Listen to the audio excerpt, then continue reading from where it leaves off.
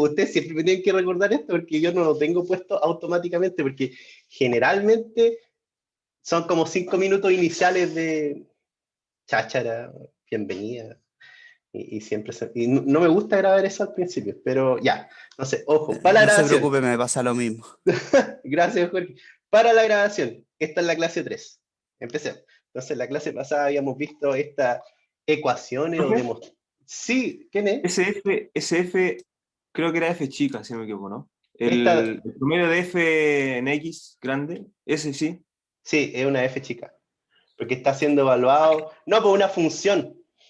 Aquí una función, igual que acá. Entonces yo el dx lo estoy evaluando y va dentro de esta función y, o sea, si yo evalúo el f grande en un x0 o un número, eso es igual al f chica. O sea, la función evaluada. Entonces yo lo que estoy haciendo en esa integral es evaluar esa función en dx. Lo que te quiere decir el grande, el término grande es que es una función. ¿Se entiende? Ese está bien. Y acá abajo están las dos, pues está el f chica, que es un número básicamente, y la f grande, que yo estoy evaluándola en un parámetro de x a través de la integral. O sea, la integral va recorriendo un parámetro de número y va evaluándose dentro de esta f. O sea, esta f grande es f y se va hablando en una variable de x, o x en realidad, a través de la integral. ¿Se entiende? ¿Eso? Sí, profe. Sí. Ok, ya. Sigamos. Entonces, eso ya quedó zanjado la clase pasada. Y empezamos a hacer o trabajar este tema del teorema del límite central. Básicamente lo que queríamos demostrar es que si yo tengo variables independientes aleatorias, x sub i, si yo tomo la suma de esas variables x sub i y repito o hago n veces el experimento y n muy, muy grande, ¿ya? Esa función va a distribuir, esta función z va a distribuir como una gaussiana. Y esta función z es simplemente la suma de todos los x sub i, dividido por una normalización raíz de n y cuánto se desvía del promedio. Pero generalmente, por ejemplo, una caja llena de partículas y todas estas partículas se mueven aleatoriamente, este promedio de x es 0. O sea, todos giran en torno al origen. ¿Ya? Y esta variable puede representar, o sea, esta suma de cosas puede representar la energía, por ejemplo, la posición final de una caminata aleatoria, puede representar muchas más cosas. ¿Qué más podría representar? La suma total de las acciones de la bolsa, algo así. Ustedes saben que hay una rama de la física que se llama econofísica que trata de modelar los resultados de la bolsa a través de herramientas de mecánica estadística, porque son variables que son medio aleatorias. Entonces, ¿cómo llegar a esta demostración de que esto distribuye gaussianamente? Es una cosa súper potente, porque al final te está diciendo que yo, cualquier cosa que yo sume y sean variables aleatorias, si yo hago esto n veces, que n tiende a infinito, esto va a distribuirse como una gaussiana. ¿Ya? Entonces, es súper genérica la demostración. Y partimos con esta ecuación, que es la misma que demostramos en el slide pasado. ¿Ya? Entonces, partimos de ahí. Y llegamos a la siguiente ecuación. El desarrollo está en la clase pasada, pero habíamos llegado a esta ecuación, que este rho de z ya es igual a 1 sobre 2pi, la integral en dk, porque hicimos un par de transformadas de Fourier, y kz, ya este primer término depende de k y de z, que esta función evaluada, z, e elevado a menos k cuadrado, esta x cuadrado medios. Y esto también, este x es un x chico porque se evaluó en la integral. Y había otra integral aparte de esta integral final a la que llegamos. Y esa era la ecuación a la que habíamos llegado. Y la suposición que hicimos para llegar a esta ecuación es que el número de partículas, o n, es muchísimo mayor que 1. ¿Ya? Entonces, por ejemplo, para una caja con con moléculas de gas, esto es del orden de 10 a la 23. ¿Ya? Son muchos, muchos átomos o muchas, muchas partículas. ¿Ya? Entonces, de ese orden podemos empezar a hablar. Y lo que pasaba cuando n era muy grande es que los términos, el único término que sobrevivía a la expansión que llegamos en la clase pasada era el término cuadrático. Y todos los términos de orden cúbico, a la cuarta, quinto, sexto, todos esos términos escalaban como 1 sobre raíz de n elevado a, no sé, pues 2, 3, 4, 5, etc. ¿Ya? Entonces, todos los términos de más alto orden que 3 se eliminaban. El término de orden 1 se eliminaba con una exponente de la que acompañaba a IKZ. Oh, está mi lápiz. Aquí había un término acá que se eliminaba con el primer orden de esta expansión y solo sobrevivía este término cuadrático. Entonces yo le había preguntado, ¿a qué corresponde esa integral? Y uno de ustedes me dijo, es la transformada de Fourier de una gaussiana. Correcto, es la transformada de Fourier de una gaussiana. Yo no voy a demostrar que la transformada de Fourier de una gaussiana es una gaussiana. Lo voy a ocupar porque es una integral que sale en los libros. Puede quedar para una tarea si ustedes quieren. No, seguramente quede para una tarea. Entonces, la integral, o sea, la transformada de Fourier a k cuadrado IKZ en dk es igual a raíz de pi. Ah, esta es una integral es de libro, o sea, esta tabla. Yo la voy a ocupar en no. Entonces aquí comparamos nomás esta integral con esta de acá. Identificamos que el alfa de esta integral es donde alfa, si comparamos con nuestra integral, es x cuadrado medios. Entonces vamos a ocupar ese alfa para evaluar nuestra transformada Fourier y llegar al resultado final. Sería raíz de pi sobre alfa, que es x cuadrado medios, por la exponencial menos z cuadrado x cuadrado medios. Ah, y esto por 4. Hay un término 4 ahí. Entonces esto te queda rho de z igual raíz de... Uy, ¿a dónde salió esa otra cosa? Ah, había un 1 sobre 2pi acá. Oh, me lo comí. Ya, aquí está, hay un 1 sobre 2pi por 1 sobre 2pi. Perdón. Ya, se me olvidó ese 1 sobre 2pi que sale de la transformada inversa de Fourier. Sería 1 sobre 2pi raíz de 2pi sobre x al cuadrado promedio, que es como la desviación estándar, menos z cuadrado. O sea, es la desviación estándar si es que el promedio de x es 0. Y esto queda 2x cuadrado. Ya. Bueno, este se va con este y queda 1 sobre raíz de 2pi x cuadrado. Ya, y eso es súper una gaussiana. O sea que Exactamente. profe, esa gaussiana está justo en 0. Esta está en 0. Yo hice la demostración en 0. El Schwabel está para un X genérico, pero es un poquito más complicado de hacer esa demostración. Yo me quedo con esta, que es más fácil de ver. ¿Ya? Es simplemente para demostrarles que esto distribuye gaussianamente, donde el X promedio es 0. Exactamente. ¿Ya? En el Schwabel lo hacen más genérico todavía, pero un poquito difícil de seguir la derivación, porque si ustedes quieren, léanlo, pero se salta unos pasos medio groseros. En mi opinión. ¿Ya? Se los voy a poner de tarea y si es que me lo demuestran, los felicito. Porque es un poquito complicada esa demostración. Ya, exponencial menos z cuadrado, pero esta demostración yo quedo feliz porque rescata la naturaleza de que es una distribución gaussiana para un número muy grande de partículas en tu sistema. Entonces me gusta mucho esta demostración como está así.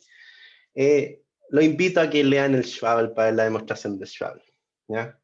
El Schwabel llega a una distribución con este de abajo, en vez del delta del promedio x cuadrado, llega a un sigma cuadrado. El sigma cuadrado es x cuadrado menos promedio de x al cuadrado. Nosotros hicimos una demostración donde este delta x es como el centro de la cajita o la caminata del borracho que puede distribuir aleatoriamente, pero siempre va a llegar al centro después de su caminata aleatoria. ¿Ya? O sea, nosotros estamos asumiendo que el centro es 0. Promedio 0. Eso. Ya, sigamos. ¿Qué más tenía que hablar hoy día? Ya. Microestado y macroestado. Ya, entonces ahora empezamos a hablar de más física. Ya, hasta ahora ha sido un poco matemática. Y ahora empezamos a hablar, a imaginarnos lo que es un microestado y qué es lo que es un macroestado. Entonces, microestado es una colección de funciones de onda, si hablamos cuánticamente, o posiciones y momenta. Momenta es el plural de momentum. O posiciones y momenta de partículas dentro de un sistema. Entonces, yo puedo tener un sistema que está aislado ya. Entonces, aquí vamos a empezar a hablar de el tipo de aislación de un sistema. ¿Ya? Y dentro de esta cajita existe una colección de n partículas que se pueden representar a través de n funciones de onda, si estamos hablando de mecánica cuántica, o n posiciones y n momenta de las partículas. ¿Ya? Ese es un microestado, o sea, cada pequeña configuración o posición que puede tener todas las partículas. Y macroestado son variables macroscópicas que son función ya de la colección de microestados. Entonces, algunos ejemplos son la energía del sistema, el volumen del sistema, la temperatura del sistema y la presión de un sistema. ¿Ya? Son algunos ejemplos, hay más, puede ser, por ejemplo, la magnetización de un sistema. ¿Ya? Si hablamos de polímeros, podría ser el largo que tiene una cadena polimérica. ¿Ya? O sea, los polímeros y las proteínas y todo eso también se modelan a través de estos conceptos de mecánica estadística. Entonces, existen variables macroscópicas o un macroestado que yo veo, observo desde afuera, ¿ya? Y los microestados son la descripción partícula a partícula de tu sistema. Entonces, aquí está. Si tenemos n partículas, por ejemplo, con posiciones Q1, Q2, Q3, Q4, Q5, hasta Q3n y momenta P1, P2 hasta P sub 3n. ¿Por qué 3n? Porque hay 3n coordenadas. Esta es una pregunta para usted. ¿Por qué hay 3n coordenadas? Porque Si se yo pienso... supone que son partículas libres. Sí, Pueden ser en 3 dimensiones cada en una. 3 dimensiones. Entonces, este Q1, por ejemplo, en verdad es Q1 en X, Q1 en Y, Q1 en Z.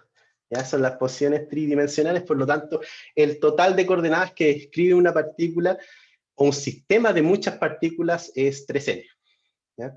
Y para los momentum, lo mismo. Y un microestado puede representar la función de onda de un sistema cuántico o las posiciones de momento de un conjunto de sistemas de partículas, un sistema clásico. Entonces, de aquí en adelante, todas las derivaciones que yo voy a hacer, o todo el trabajo que yo voy a hacer, va a ser hacer el tratamiento clásico y después hacer el tratamiento cuántico. Entonces, todas las cosas que vamos a hacer en el curso van a ser vistas desde las dos ópticas, de pensar en pelotitas que están dando bote o pensar en funciones de ondas que están interactuando en una cajita. ¿Ya? Entonces, es el trabajo de aquí en adelante. ¿Cómo se ve el espacio de fase? Entonces, este es el espacio de fase para un solo microestado. Entonces, imagínense aquí tengo mis coordenadas Q y P. Ahora, este dibujo es un poquito simplista, en el sentido de que, en verdad, el eje P son 3 coordenadas, y el eje Q son 3. Entonces, es una representación simplificada de un sistema, un espacio de fase de 6 dimensiones. Entonces, esto es como para simplificar el espacio, pero en verdad nosotros ya estamos hablando de sistemas multidimensionales para una sola partícula. Entonces, esta podría ser una... Ahora, ¿y por qué describe esta trayectoria? Porque las posiciones y los momentum dependen del tiempo. Entonces, yo acá, por ejemplo, tomo una condición inicial, tengo una posición inicial Q, P0, ¿ya? Y yo tengo un hamiltoniano que modela, por decirlo así, la evolución temporal de este sistema. Entonces, no sé si se acuerdan de unas ecuaciones, yo espero que hayan visto en mecánica intermedia de alguna forma, pero el Q punto o la cambio con respecto al tiempo de la posición es igual a la derivada del hamiltoniano con respecto al momentum. Y al revés, el cambio del momentum, perdonen, aquí estoy hablando de una sola partícula, así que solo de esto. El cambio de momentum con respecto al tiempo es de h de q. ¿Reconocen esta ecuación? Hay un signo negativo aquí, perdón, aquí. ¿Reconocen estas ecuaciones, cierto? Mecánicas lagrangianas, ya, perfecto. O sea, yo supongo que lo vieron cuando estaban viendo mecánica lagrangiana. Eso, entonces, nosotros tenemos ecuaciones que pueden modelar el cambio temporal de la posición y momentum de un sistema para una sola partícula si sabemos el hamiltoniano de este sistema. O sea, si sabemos el hamiltoniano, que es básicamente la energía cinética más la energía potencial. ¿Ya? Entonces será el hamiltoniano. No sé cómo escriben ustedes la energía cinética. Me la enseñaron como T en algún minuto, pero bueno, es cosa de ustedes. O K, algunos le ponen K. ¿Ya? Eso, entonces, esa es una función que depende de la... Entonces, la evolución de este sistema, va a depender del tiempo, ¿ya? O sea, de las posiciones iniciales, ¿ya? Del momentum inicial y depende de alguna forma del tiempo, ¿ya? Y esto evoluciona en el espacio de fase. Ahora, si tienen muchas partículas y el mismo sistema de hamiltoniano, ¿ya? Esto va a recorrer como una especie de volumen en el hiperespacio de fase. Entonces, todas estas son condiciones iniciales y evolucionan en el tiempo, ¿ya? Y llegan a esta otra situación final, ¿ya? Eso. Entonces, ¿cómo empezamos a hablar de probabilidades dado esta cuestión? Todavía no. Primero quiero introducirlo un pequeño ejemplo de espacio de fase que sería para el oscilador armónico simple. Yo supongo que conocen este caso. Entonces, si yo tengo una fuerza restaurativa F igual menos K por Q, que es básicamente la ley de Hooke, entonces la posición está dada por posición inicial, Q0, coseno de omega t, y el momentum m por Q0 omega seno de omega t, ¿ya? Y si uno hace el gráfico de fase de esto, ¿ya? Que es básicamente tomar la energía cinética más la energía potencial, entonces si yo sumo la energía cinética más la potencial, me va a dar una constante, ¿ya? Que es la energía del sistema en todo minuto.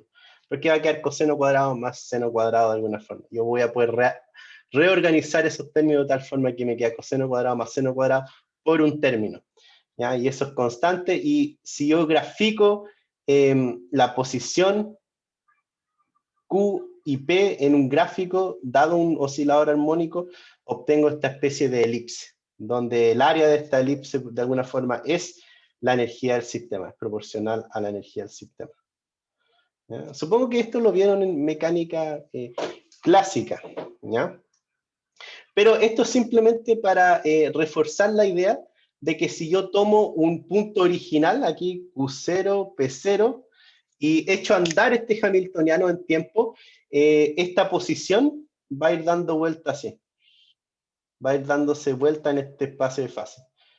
Y bueno, obviamente, si un oscilador armónico, entonces pasa por la máxima velocidad aquí, cuando está en el centro de la oscilación. Entonces, si os suelto un péndulo, por ejemplo, llega a la velocidad máxima cuando está en Q0, y después se va haciendo más lento, más lento, más lento, y llega a P igual 0 o momentum igual 0 cuando está en el máximo estiramiento, que es acá. Entonces, este punto de aquí es máximo estiramiento, movimiento, y velocidad igual 0, y aquí tengo velocidad máxima, ¿ya? Y la posición Q en el origen, ¿ya? O sea, ningún estiramiento del sistema. Entonces esto va dando vuelta automáticamente, dado este hamiltoniano que yo tengo. Dado el hamiltoniano del sistema para un oscilador armónico simple. Eso, sigamos. ¿Está todo bien hasta aquí? ¿Vamos bien? ¿Algún comentario? Sigamos entonces. A todo esto, ustedes siempre me pueden escribir por el chat. ¿Ya? Voy a abrir el chat, se me olvidó abrirlo. Entonces ustedes, o si tienen alguna duda, pueden levantar la mano azul. Existe un botón para levantar una manito azul de interrogación. O sea, para preguntar algo. Ya, sigamos. Entonces, sigamos trabajando. Ya, ¿y qué pasa si hay n partículas? Ya, aquí se pone un poquito más imaginativa la cosa. Entonces, yo voy a describir n partículas en este espacio de fase. Ya, este espacio de fase PQ que acabo de dibujar se empieza a designar con el término gamma. Todo ese espacio de fase lo llamo gamma. ¿Ya? Entonces, las coordenadas que describen a n partículas en el espacio de fase está dado por QP. O sea, yo voy a ahorrar notación y en vez de escribir todo este chorizo gigante de ecuación, voy a escribir simplemente que mis coordenadas son Q y P. ¿Ya? Y eso lo defino como la posición 1 hasta Q3n, después momentum 1 hasta momentum P sub 3n. Aquí hay un error de notación. Este es un n grande. Ahí. Entonces, un ensamble estadístico representa toda la forma en que puedo organizar un microestado de n partículas en un instante de tiempo t, dado un macroestado, como por ejemplo la energía total. ¿Qué puedo deducir de esta oración? Entonces, un ensamble estadístico, entonces esto te quiere decir que si yo tengo n partículas o n osciladores, ya un ensamble estadístico es todas las posiciones y momentos que puede tener ese sistema, dado que yo observo una energía total E, o una temperatura T. Entonces, si yo tengo T, que yo veo, yo observo desde afuera un ojo grande, yo observo mi sistema y mido una temperatura T, y yo empiezo a mirar todos los microestados, va a querer decir que un ensamble estadístico es todas las formas que yo puedo ordenar a todos los osciladores armónicos dentro de ese ensamble, o sea, dentro de ese macroestado, ¿ya? De tal forma que dé el resultado que yo observo, que una temperatura T, o una energía E, o una presión P, ¿ya? Entonces, ahora empezamos a hablar de probabilidad. Entonces, definimos la distribución de probabilidad en un tiempo t para este ensamble como ρ, q de p y t, de q, de p, de t, igual a el ρ desde q1 a q3n y desde p1 a p3n, t. ¿Ya? Entonces, aquí ahorramos notación de nuevo, decimos que todo esto es q, y toda esta cuestión de acá es P, y depende del tiempo. Y este es los diferenciales de volumen. Entonces, en vez de ser de Q de P, bueno, tal vez escribamos de Q de P nomás, pero ustedes tienen que saber que en verdad si yo escribo de Q de P, en verdad me estoy refiriendo a de Q1 hasta dQ3N, de P1 hasta dPn, una integral en múltiples variables. Eso. Entonces, hasta ahí vamos bien. ¿Hay preguntas hasta acá? Tal vez notación o algo que tal vez no se pueden imaginar. Vamos a ver más, o sea, les voy a dar una tarea, creo que la próxima semana, para que tratemos de practicar estos temas de espacio de fase. Yo el año pasado me di cuenta de que habían estudiantes que les costaba imaginarse un espacio de fase para cosas muy simples. ¿Ya? Creo que falta el Entonces, DT. ¿ah? Creo que falta el DT al final. Puede ser que falte el DT. No, creo que no. Creo que está bien así. Está bien escrito, porque al final estos Q dependen de T. Entonces, el t es como una variable intrínseca de todas las posiciones y todos los q's, por lo tanto no se escribe aquí un dt al final, se escribe de q de p, y el t va como intrínseco dentro de la variable. Sí, creo que sobró un dt a la izquierda de la Sí, ecuación. hay un diferencial de tiempo en la izquierda. Aquí, entonces lo vamos a borrar, tienes razón. Ah, sí. Entonces, rho de qpt igual todo este chorizo rho por la pitatoria de qi de pi. Y ahí está bien. ¿Ya? Y el tiempo va como va intrínseco dentro de las variables. Tienen razón. Voy a corregir este slide después. Ya, eso. ¿Estamos bien hasta ahí? Gracias por alertarme sobre el DT que faltaba ahí. Ya, muy bien. Lo voy a marcar acá. Chao. Sigamos. ¿Hay alguna pregunta, duda? Si no, seguimos. Entonces ahora voy a demostrar un teorema, un pequeño teorema que se llama el teorema Liouville. Yo creo que ustedes lo han visto en mecánica clásica, pero ahora vamos a hacer un tratamiento para muchas partículas o desde el punto de vista de mecánica estadística. ¿Ya? Entonces, antes de empezar con este teorema, primero hablemos del espacio de fase y sus propiedades. ¿Ya? Entonces, imagínense si yo tengo el espacio de fase acá, y tengo aquí una partícula que parte de una posición Q0, P0. Y yo quiero describir cómo se mueve esta partícula en el espacio de fase. ¿Ya? Entonces lo que yo quiero en realidad es definir un vector que sea la derivada de la posición en tiempo, la derivada parcial, y la derivada del momentum. Entonces tratemos de hacer eso. Entonces, no tratemos de hacer eso. Partamos definiendo esta velocidad y quiero encontrar una propiedad. Entonces, ¿qué pasa si hago en la divergencia de ese vector B? Entonces te queda la divergencia del vector o el campo vectorial B que representa la velocidad de un punto en el espacio de fase.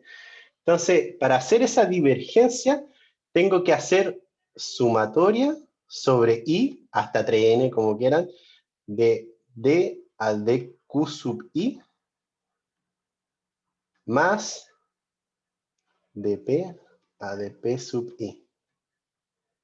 Ya, ¿se ve por qué? ¿Está bien eso o no? O sea, ¿ustedes lo entienden? Es la divergencia, así que tengo que ir derivando en las coordenadas. ¿Ya? Ya.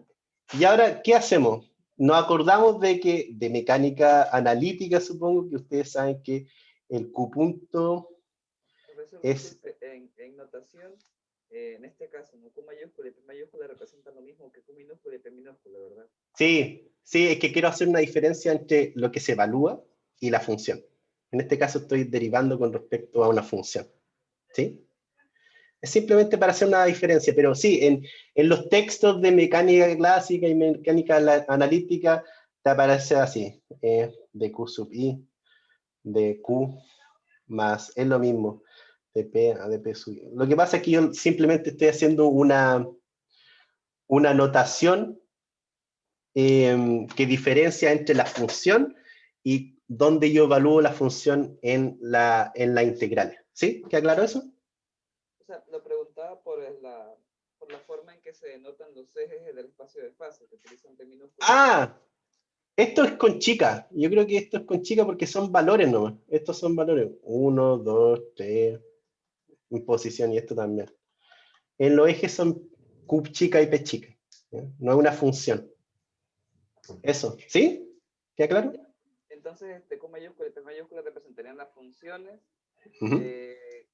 de posición y momento que podrían tomar estos valores Q minúscula y P minúscula. Sería así. Sí, sí. Ya, muchas Es gracias. es una notación nomás, ojo. ¿Ya? Es la notación que ocupa Schwabel para diferenciar. De hecho, creo que Schwabel para esta demostración ocupa Q chica y P chica, pero le hace un paréntesis y dice que es función de Q1, Q0, Q2 y T. Entonces yo para ahorrarme esa notación lo voy a ocupar como Q grande y P grande. Es más, se ahorra un poquito de notaciones. Ya.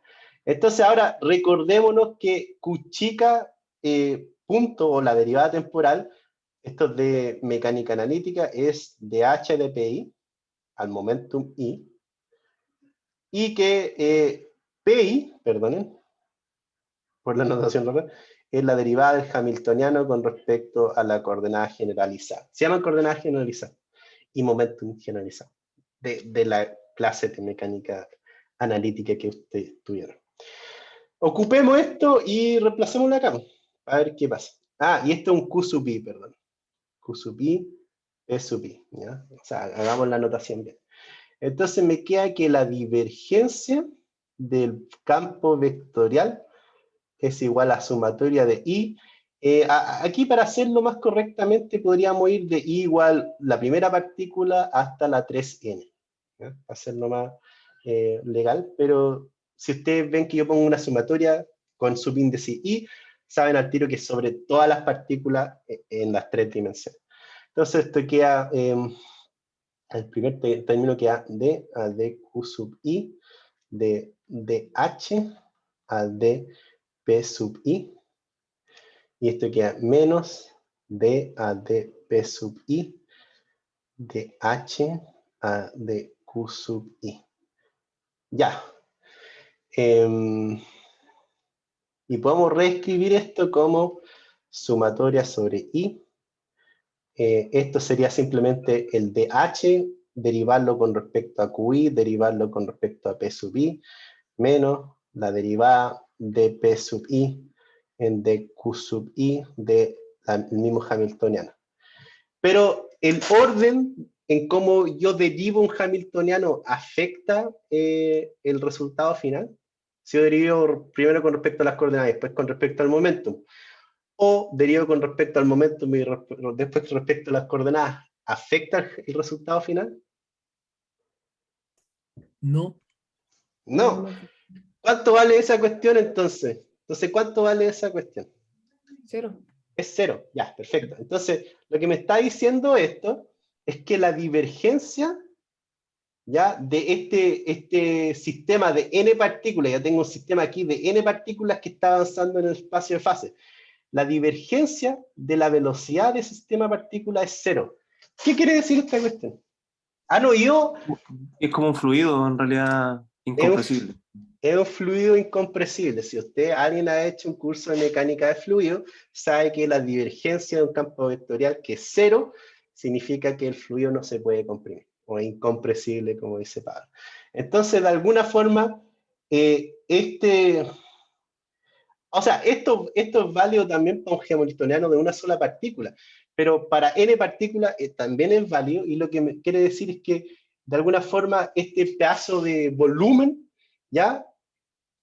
Se puede mutar, pero su volumen queda como inalterado, no se puede comprimir o no puede cambiar su volumen, el volumen como que se mantiene constante a través de este recorrido, ¿ya? O sea, se puede deformar, pero el volumen total, o sea, esto puede terminar, a ver, déjenme dibujarlo un poquito más bonito, este volumen de puntos iniciales puede terminar acá, ¿ya? Entonces se puede deformar en un eje y achicar en otro eje, pero el volumen total que ocupa se mantiene constante porque es incompresible. Es lo que se llama un fluido incompresible. Entonces, el espacio de fase de alguna forma, para un hamiltoniano que satisface las ecuaciones de Lagrange de alguna forma, se puede ver como un fluido incompresible, lo cual es como medio loco pensarlo así, pero es súper interesante. ¿Ya? Entonces, como que el volumen que ocupa en el espacio de fase no se achica ni se agranda. Se puede estirar o deformar, pero el volumen total no cambia. ¿Ya? Cambiaría si es que hay términos disipativos dentro de tu sistema. ¿Eso significaría como que los microestados se conservan? No es que ¿qué quieres decir con que se conservan? No sé, pues si el volumen, o sea, si la velocidad no se comporta como, o sea, el fluido, este fluido, por así decirlo, se comporta como incompresible, ¿Mm? entonces en una región, en un volumen, van a haber la misma cantidad de microestados porque se van a, como usted dijo recién, el volumen puede cambiar, pero no. Sí, ya entendí. Sí, o sea, el número de hecho, vamos a ocupar lo que acabas de decir para demostrar otra cosa, que el número de microestados se conserva dentro de ese, lo cual tiene sentido porque estamos considerando un sistema cerrado, que no salen partículas ni entran, ¿no? O sea, este sistema está como aislado dentro de un baño térmico. ¿Sí? ¿Se entiende eso? Ya, entonces, ahora demostramos el teorema de Liouville. Simplemente mi primera demostración era para explicarle nomás que el delta V, o la divergencia de la velocidad, es cero para un sistema de muchas partículas. Ahora, vamos al teorema de Liouville. Entonces, para demostrar el teorema de Liouville, vamos a partir de la distribución de probabilidad. Entonces, la distribución de probabilidad para un sistema de n partículas, QP, acuérdense que esto es Q1 hasta Q3n, es el promedio, ¿ya? Delta Q menos Q, que es función, P menos P, grande, que es función, ¿ya? Y aquí vamos a suponer otra cosa, que ese delta de Dirac, que yo tengo que es compuesta, Q menos Q menos P, se puede separar en dos deltas de Dirac, o la multiplicación de dos deltas de Dirac independientes. Q, una delta de Dirac para la Q, y una delta de Dirac para la P. ¿Y sobre qué vamos a integrar? Si esto ya depende de Q, y de P, y de T, ¿ya? ¿Sobre qué vamos a integrar esto? No sé si se le ocurre, pero vamos a integrar sobre las condiciones iniciales, ¿ya? O sea, las condiciones iniciales me van a dar el promedio temporal, ¿ya? A futuro, ¿ya? Entonces, este ρ, QPT, va a ser igual a la integral de Q0, de P0, la distribución de probabilidades de las condiciones iniciales. Déjame borrar acá. P0. Y T. Y aquí me va a quedar la delta de Dirac compuesta que escribí, o que propuse acá, Q, y delta de Dirac P. ¿Ya? Aquí me ahorré la notación del libro, porque en el libro esta P, esta Q, en verdad la escriben como una Q chica, pero abren paréntesis y dice que esa posición es función de las condiciones iniciales y del tiempo, ¿ya? Entonces, para ahorrarme esa notación, y en verdad me queda, es súper como, ¿ya?, ajetreado escribir todo eso, lo puse como una P para que ustedes lo diferencien de que es una función, y esta Q chica es una posición, ¿ya?, evaluada, ¿ya? Entonces esto es una función de Q0, la posición momentum inicial y del tiempo, ¿ya?, con que avanza este sistema, ¿ya? Pero es para ahorrarme esa notación que ocupan en el libro Schwab. Perdón, esta es una P chica. O sea, en el libro aparece como una P chica y Q chica en función de esas variables. Yo lo voy a reemplazar por una Q grande y una P grande, pero ustedes tengan ahí en la parte de atrás de su cabeza, sabiendo que es una función nomás, ¿ya? Es una función del tiempo y las posiciones iniciales. Y ahora lo que vamos a hacer con esta cosa es derivarlo parcialmente con respecto al tiempo. Entonces, ¿qué pasa si yo derivo todo este corcho con respecto al tiempo? Me queda la evolución temporal del de ρ en dt es igual a toda esa derivada con respecto al tiempo. Entonces, derivemos lo que hay adentro. Entonces sería integral de Q0 de P0, la densidad Q0, P0, T, y voy a derivar esta delta de Dirac con dos componentes. Ojo, para hacer la derivada, esta Q es una sumatoria. Acuérdense que es como varias variables. Esta Q representa Q1, Q2, Q3, Q4, Q5 hasta Q3n, y esta P lo mismo. Entonces, no es cosa de derivarla nomás con respecto a Q, o al tiempo, perdón, sino que hay que derivarla y sumar todas las derivadas, ¿ya? Por regla como de la cadena. Entonces, sería sumatoria sobre I de... entonces, la derivada temporal de Q sería menos de Q sub I en dt por la derivada de Q menos Q con respecto a Q sub I, y todo eso multiplicado por P menos P. Entonces lo que acabo de hacer es derivar este término con respecto al tiempo. Entonces, a ver, ¿se entendió ese paso? Derivé esto con respecto a Q, entonces la derivada con respecto al tiempo de delta Q menos Q grande es igual a la derivada de esta delta con respecto a Q, o Q sub I, Q menos Q, y después la derivada de Q con respecto al tiempo. Es una regla de la cadena. Entonces primero derivo la primera cosa por el delta P, y después tomo la otra cosa y derivo el otro término. Entonces sigamos con esta derivación. Voy a borrar acá, esto es simplemente para que tratasen de entender lo que acabo de hacer, que podría ser un poquito complicado, más el otro término. Entonces el otro término es dQ menos Q, y derivo el P. Entonces sería dP en dt por la derivada con respecto a P sub I, bueno, esto es un P sub I, perdonen, delta P menos P. Ya, ahí tenemos todo el corcho. Entonces, la derivada de esa multiplicación de dos delta Dirac en verdad es este término, y este término lo vamos a escribir como un Q punto de ahora en adelante, y este término con respecto al tiempo del momentum es P sub I punto. ¿Ya? Entonces, reescribamos. Falta un signo menos en el segundo término dentro del... Ah, sí, falta un signo negativo. Bien. ¿Quién dijo eso? Manuel. Bueno, ya. Morocho, muy bien. Menos. Perfecto, sí. Gracias por recordarme porque estoy derivando con respecto a la función que tiene un signo negativo ahí. Ojo. Ya, entonces, reescribamos esto de rho en dt. Sí, dime. Ahí también dentro del paréntesis, donde tiene delta, paréntesis, Q chica menos Q grande y delta Q grande, ¿cierto? Ahí también le falta un delta a este término de paréntesis. A ver. No debería Delta ser Q. delta, pero con el delta de Dirac. No, está bien. Primero viene Solamente- el delta Q, porque estoy derivando el segundo término, este es derivar con respecto al P.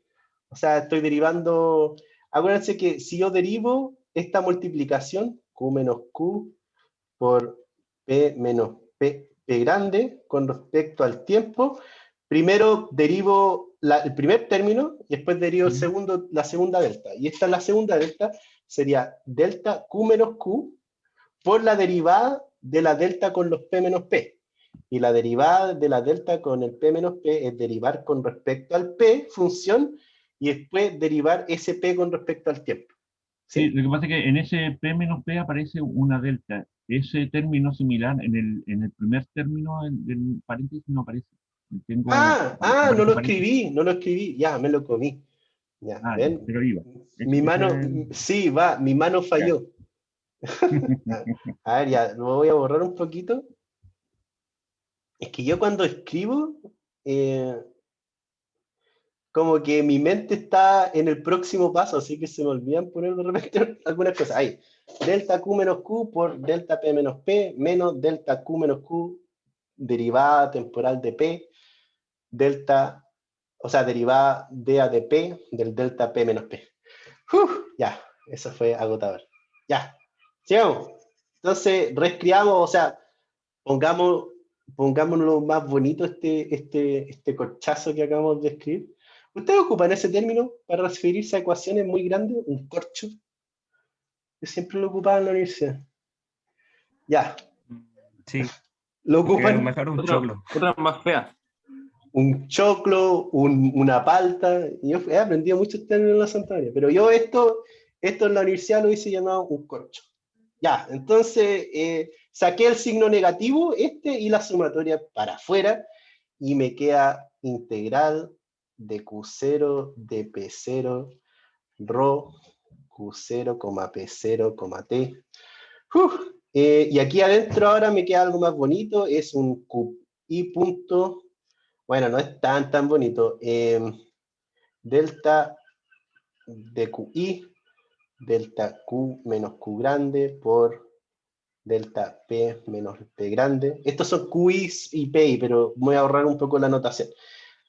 Más PI punto por delta P menos P grande con respecto al P sub I por delta Q menos Q grande. ¿Ya?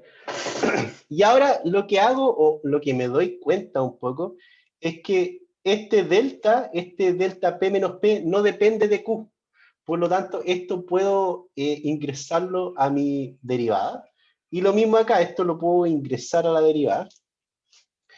Y queda, esto simplemente para hacerlo hacer una notación tipo operador, ¿no? Entonces, P0, ya, creamos todo esto de nuevo, Q0, P0, P, y esto queda Q sub I, punto, por la derivada con respecto a Q sub I del delta conjunto, Q menos Q, delta P menos P.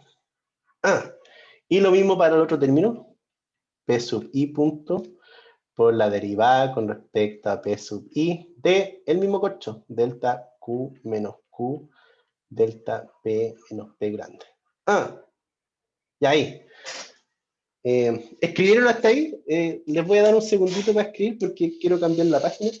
Entonces, eso puede escribirse como un solo operador. Y ahora voy a escribir qué forma tiene ese operador. ¿Terminaron de escribir? Mi referencia es Pablo, porque el Pablo lo veo así como con la cabeza agacha escribiendo, así que cuando termine de escribir, sigo a la próxima slide. ¿Qué pasó? Una consulta de algo que, si tenemos ahí que la densidad aparece definida como una función de Q, P y T, ¿por qué cuando yo hago la derivada parcial no se ve afectada por esa? Buena pregunta. Creo que estoy preguntando algo muy tonto, pero no, es que en este minuto no le hay un argumento porque no le afecta. Claro, porque estoy haciendo la derivada parcial con respecto al... porque el tiempo inicial es 0. ¿Saben qué? Esa es la cuestión. Esto nunca lo había escrito con... es la densidad con respecto... La densidad de probabilidad del tiempo 0. Entonces, esto es como un tiempo evaluado en 0.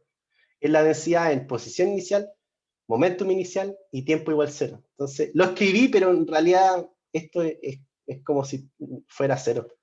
¿Ya? Tal vez esto está de más. Y ahí. Entonces, sí, buen comentario. No sé quién lo hizo, Jorge. Esto no depende del tiempo porque en mi distribución lo que voy a suponer es que yo comencé mi experimento en el tiempo t igual 0. Por lo tanto, esto está evaluado, esa distribución de probabilidad en tiempo t igual 0. No depende del tiempo. ¿Sí? ¿Se entendió? Profesor, disculpe, entonces la Sí, gracias. dependencia de t de ρ está metida en la Q mayúscula y la P mayúscula. Porque Sí. ya la sacó de la ROM dentro de Sí. integral. Ya, ok. Sí, eso, la dependencia temporal está dentro de las funciones Q grande, P grande. ¿Ya? Ya, ¿se entendió hasta ahí? ¿Vamos bien? ¿Puedo seguir a la próxima página? Sí.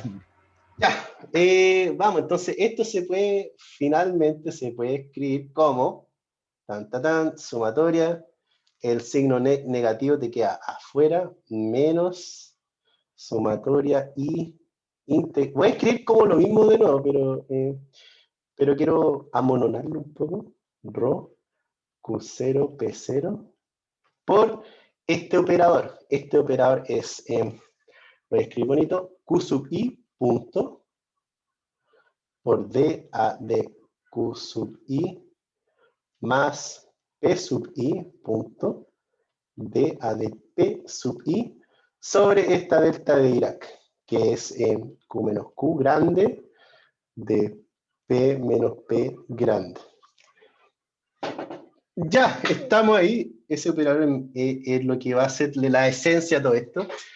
Y ahora lo que hacemos, bueno, truquillo, pasamos esta integral hacia adentro. Acá. Porque todas estas cosas no dependen, o sea, yo puedo invertir el orden de los operadores. Entonces, en vez de hacer este operador, voy a integrar primero y después aplicar el operador. Porque este operador no depende de los Q0, P0, depende solamente de las funciones QI. ¿Ya? Entonces sería menos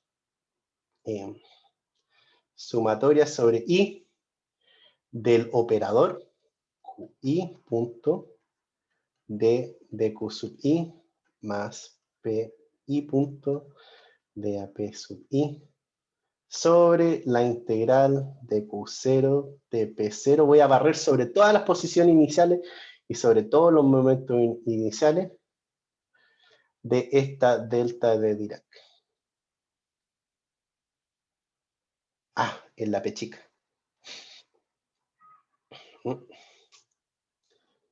Ya, estamos terminando. Aguántenme. P menos P grande. Ya. ¿Y qué es lo que es esa cuestión? ¿Qué es lo que es esto? Rho evaluado en Q. El promedio.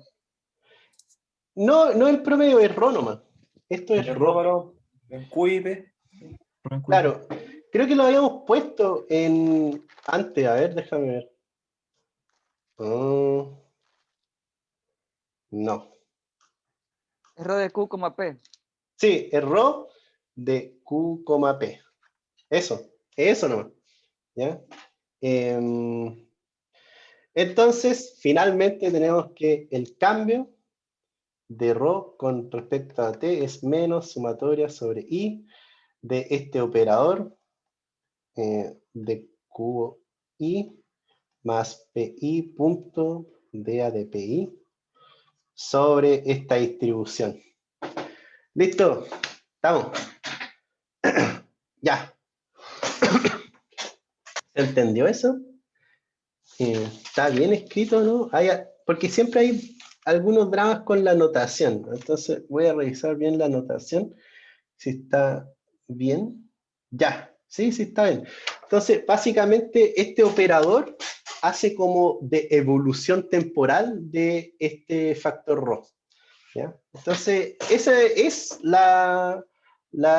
el teorema de Liouville. Pues esto es igual a menos sumatoria sobre I, Q sub I punto de Rho a de Q sub I más P sub I punto de Rho a de P sub I. ¿Ya? Es el teorema de Liouville demostrado.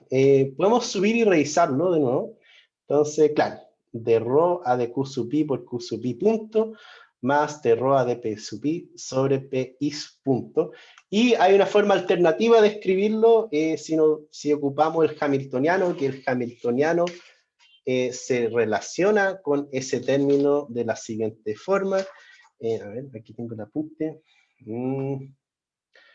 Bueno, está aquí adelante, espérense. ¿Dónde tengo eso? Aquí. Entonces, si ocupamos que Q punto es de H a de P sub I, entonces esto es de H a de P sub I, y este P sub I es menos de H a de Q sub I, me queda que este de Rho a de T también se puede escribir como menos sumatoria sobre I de H a de P sub I por de Rho a de Q sub I más menos, perdón, es un signo en menos ese,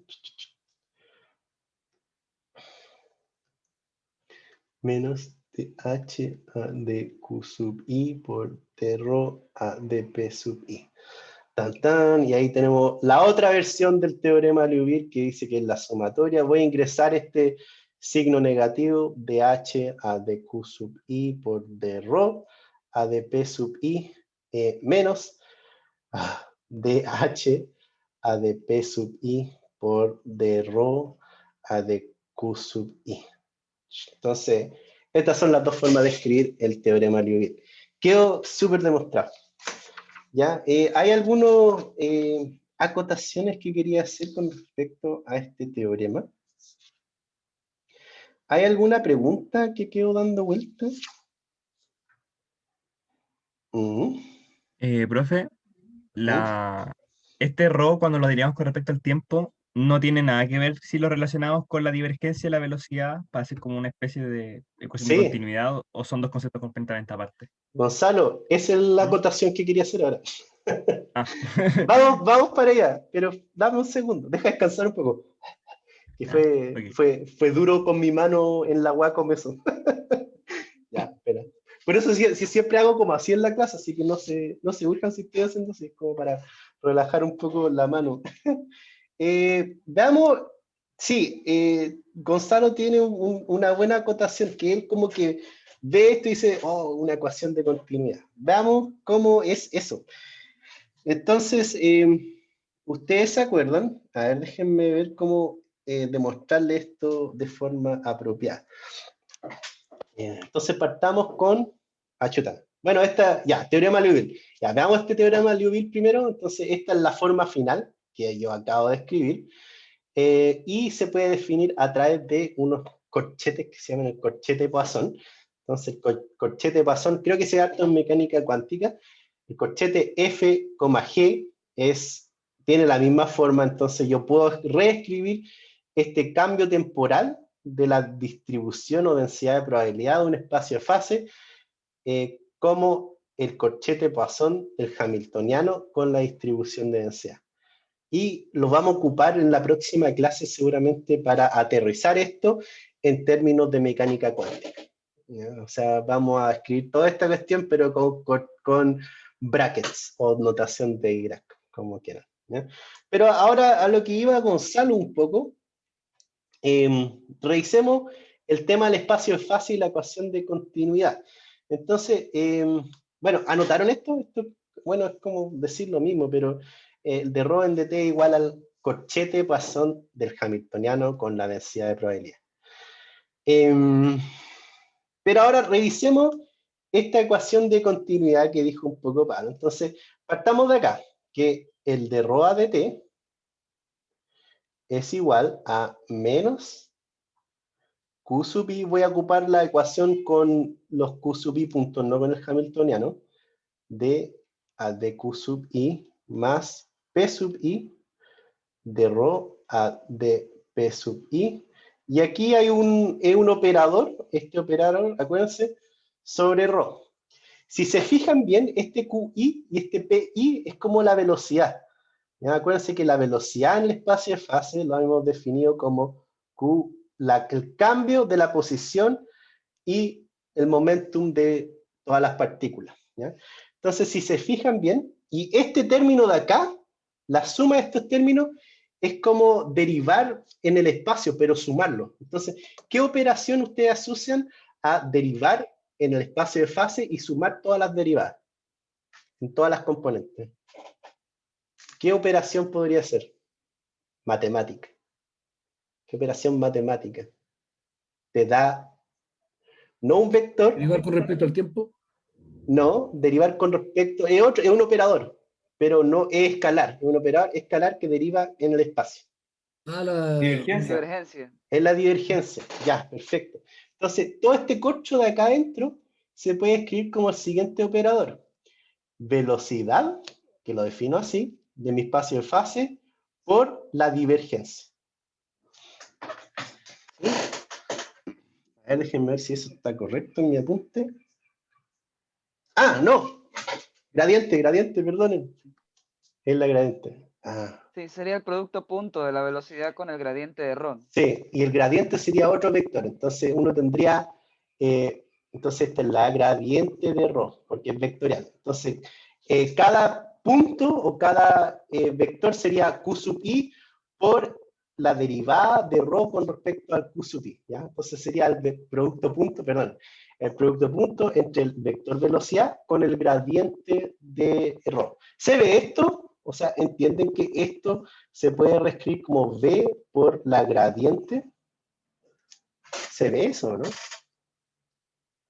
¿Lo logran visualizar? Ya. Ahora sigamos con la derivación. ¿Sí? ¿Alguien tiene una pregunta? ¿No? Ya. Entonces, vámonos un paso atrás y desarrollemos esta identidad. ¿Qué pasa si yo hago la divergencia de ρ por el vector v? ¿Ya? Donde esto es la distribución de probabilidad y esta es la velocidad en el espacio de fase. Si hago ese desarrollo o la identidad que me resuelve esa divergencia sería ρ por la divergencia de v más la velocidad producto punto por la gradiente. Y ahora díganme ustedes, ya habíamos visto esto, ¿cuánto vale la divergencia de la velocidad en ese espacio de fase? 0. 0. Es 0, era como un fluido incompresible. Por lo tanto, este término, chao, se va, es 0. Porque la divergencia de V era 0 y lo habíamos demostrado a través de Hamiltoniano. O sea, si este espacio de fase evoluciona a través de un Hamiltoniano, ya que cumple las ecuaciones de Lagrange, entonces, o de mecánica lagrangiana, entonces ese delta V es 0. Por lo tanto, la divergencia de ρ delta V es igual a este operador V producto punto con el gradiente de ρ. Y esta identidad la reemplazo acá. Me queda que de ρ a dt es igual a menos sumatoria sobre I de la divergencia de ρ por el V. Profesor, disculpe, creo que el signo sumatoria está de más, porque ya la sumatoria está metida en el producto punto. Ah, sí. Bueno, bien. Ya, bien, sí. La sumatoria, ya, ahí. Tienes razón. Ah, sí. Sí, está metido dentro del producto punto. Tienes razón. Gracias. Ahí y ahí. Entonces, esto te queda aún más bonito. Te queda de ρ a dt más divergencia de ρ por el vector igual 0, que es esta ecuación que acabo de escribir. Y esta ecuación, si los que han estudiado mecánica de fluidos, es una ecuación de conservación de masa para un fluido incompresible. No sé, ¿alguien estudia este tipo de fenómenos, sistemas granulares, algo así? Esta ecuación es muy típica para un sistema donde se conserva la masa del sistema. Lo que me está diciendo es corroborar nuevamente que esto se comporta como una especie de fluido que se puede deformar, pero no va a cambiar su volumen o su masa. Entonces, una especie de fluido en el espacio de fase. Ya, ¿hay más preguntas, Frey? ¿Se entendió esto? Ah, espérense, y esto es más entretenido todavía porque en mecánica de fluido, de ρ a dt más divergencia de ρ con respecto a v, se define o es la derivada total con respecto al tiempo de la densidad de un fluido. ¿Sí? Por lo tanto, lo que me está diciendo eso es que la derivada total con respecto al tiempo de la densidad es 0. Es la derivada total, no parcial. Hay una diferencia ahí. ¿Se entiende eso? ¿Han visto esto en mecánica fluido? No sé. No sé si la USM estamos viendo estas cosas en algún momento, pero tal vez la católica ve esto más en detalle en mecánica fluido. Sí, o sea, los que se especializan con la profe Claudia Trejo, por lo menos en mi caso. Ya, vieron esta ecuación, ¿cierto? Sí. En Ella clásica nos sí también lo vi. enseñó, nos enseñó esta parte. ¿En clásica en la Santa María se ve esto? Sí, Ah, perfecto. Entonces no me preocupo. Entonces, si ustedes tienen un fluido, la derivada total de la densidad de ese fluido con respecto al tiempo es de ρ a dt por la divergencia ρ por el vector v, la velocidad del flujo del líquido. ¿Ya? Estamos listos. Creo que estamos terminando la clase. ¿Tengo algo más que comentar? Ah, bueno, y el tema del espacio de fase. Quería comentar esto. ¿Dónde está este dibujito? Aquí. Entonces, imagínense, yo tengo un espacio de fase y tengo una región inicial y esto ya muta en el futuro en algo raro acá. ¿Ya? Entonces, este es Q0, P0. ¿Ya? Y esto muta, entonces, la densidad de probabilidad de una pequeña región aquí es de n sobre el volumen inicial. ¿Ya? O sea, el número de estados por unidad de volumen, y nosotros sabemos que el cambio total de ρ con respecto al tiempo es 0. esto me quiere decir que en este sector de acá, la densidad de estados va a ser la misma, o sea, de n a de gamma, que el nuevo sector va a ser la misma que antes. Por lo tanto, de n número de estados dividido por el diferencial de volumen inicial va a ser, porque no cambia la distribución o la densidad de estados, de ρ final. ¿Ya? Entonces, este es un pequeño diferencial de gamma 0. Y esto lo único que implica es que el volumen es constante. Ese diferencial de volumen es constante en el espacio de fase. Debido a que la variación o la derivada total con respecto al tiempo de la densidad de estados es 0, no va a cambiar. Ya, ahora sí, terminamos la clase. ¿Estamos a tiempo? Vamos a ver, me demoré 5 minutos más. Bueno, una fluctuación estadística de la clase. Eso, chiquillos, terminamos por hoy. La próxima clase vamos a hacer esto mismo, pero ocupando notación de mecánica cuántica y lo que se llama la ecuación de von Neumann. O sea, vamos a encontrar un operador, o sea, una distribución o una densidad de probabilidad cuántica que evoluciona en el tiempo. Entonces, ahora en vez de ser posición y momentum individuales de partículas dentro del espacio-fase, van a ser funciones de onda. Y como siempre en este curso vamos a hacer el análogo clásico y ver el análogo cuántico de la misma ecuación. Ya, eso, estamos listos. Voy a dejar de compartir. Mira, creo que en 1 hora justo la clase. Profesor, disculpe, en la diapositiva anterior la N representaba el número de microestados, ¿verdad? A ver, déjame compartir de nuevo. ¿Aquí? ¿O en la anterior? En esta, la N mayúscula. Sí, la N mayúscula es como un diferencial del número de estados en esa pequeña regioncita de gamma. Ya. Y en este Y caso eso- sería el número de microestados, ¿verdad? O sería el número de macroestados. De microestados. Microestados, ya. En ese, porque es como un diferencial de volumen en el hiperespacio que está representado ahí. Sí. ¿Ya? O sea, Dn es la densidad de, o sea, es un elemento como un elemento de microestado entre una superficie. Sí, en un pequeño hipervolumen de gamma. Vamos a empezar a hablar de hipervolúmenes a todo esto, a futuro, pero sí, es un número de microestados dentro de ese... O sea, una superficie que se encuentra entre E y E más de E, donde D es un diferencial. Sí, exacto, sí. ¿Qué estaba hablando? ¿Quién preguntó esto? A ver, se me puso medio inestable en internet. Gonzalo, Ah. sí, es así. Es como tú dices, un pequeño E más de E.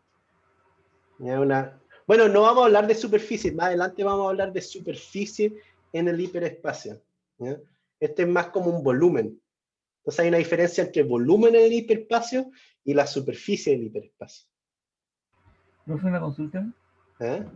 Generalmente cuando uno aplica esta ecuación de continuidad en algún otro escenario, siempre hay como una idealización asociada. Por ejemplo, no sé, en los fluidos, cuando uno aplica esta ecuación de continuidad es porque el fluido no es viscoso, por ejemplo. O en corriente, las cargas no se acumulan en ninguna parte, por ejemplo, en un circuito. ¿Y hay aquí alguna condición como ideal asociada a esta ecuación en este escenario? ¿Habrá algo? Sí, pues, esto es súper ideal porque estáis diciendo que se conserva la energía y tu sistema está cerrado, no está intercambiando energía con el exterior. No hay términos, como tú dices, disipativos en el hamiltoniano que yo me puse. ¿Ya? Entonces son n partículas que se mueven dado un hamiltoniano conservativo, totalmente conservativo. ¿Ya? Eso no es muy real, porque al final siempre hay intercambio de energía con lo que llamamos un baño térmico. Entonces, en los próximos capítulos vamos a empezar a hablar de un sistema que está completamente bien aislado, que es ficticio, y sistemas que intercambian calor con su entorno. ¿Ya? Y ahí empezamos a hablar más de termodinámica, en realidad. Porque este sistema, como está propuesto ahí, es súper ideal. ¿Ya? Y no hay términos disipativos, pero si hubiese un término disipativo, esto ya no valdría. ¿Ya? Esto no sería cero porque esto cambiaría el volumen de esta cuestión, pues sería más chico o más grande si estáis inyectando energía a tu sistema, ese volumen va a ir creciendo, se va a expandir de alguna forma. ¿Ya? Si estáis calentando un vaso de agua, por ejemplo, el número de microestados que va a explorar las moléculas de agua va a ir aumentando a medida que tú inyectas energía. Eso. Entiendo, gracias. Entonces, esto es un sistema aislado, perfecto, que no intercambia energía con su alrededor, ni tampoco disipa energía. Eso. Ya. ¿Estamos listos? ¿Hay más preguntas sobre esto? Muy bien. Entonces, lo que quiero hacer en la próxima clase es dejar un poco de ocupar el correo y empezar a ocupar el aula. ¿A todos les llegó el mensaje de la clase en aula o no? A mí sí. ¿Cuándo lo a mí envió, sí. profe? Sí, A a mí mí sí sí. me llegó. Ayer lo hice simultáneamente, correo y aula. Y ahora estoy preguntando si a todos les llegó por aula el mensaje. Sí. Entonces, Sí, sí. revisen y para la próxima clase el martes voy a poner el aviso en aula. Ya voy a dejar de ocupar el correo para avisarles que hay clase. Y voy a ocupar sus correos institucionales. O sea, ni siquiera voy a ocupar el correo institucional. En el aula ya está sincronizado con su correo institucional. Entonces, cosa de meterse al aula y va a aparecer un mensajito y ustedes se meten, está el link y lo copian y lo pegan y se pueden meter fácilmente. ¿Ya? Creo que es más fácil, creo que este aula nuevo te permite poner el link al Zoom directamente en la página del curso. Así que les voy a avisar el lunes seguramente programen la clase para el martes. ¿Ya? Ok, chiquillos y chiquillas, nos vemos el próximo martes entonces. Chao, Chao, profesor, que esté bien. Profe, gracias. Chao, Bien, chao. buen fin de semana, nos vemos. Gracias, chao, chao. igual. Igualmente. Gracias, Chao. chao. Chao, chao, Nos chao. vemos. Chao.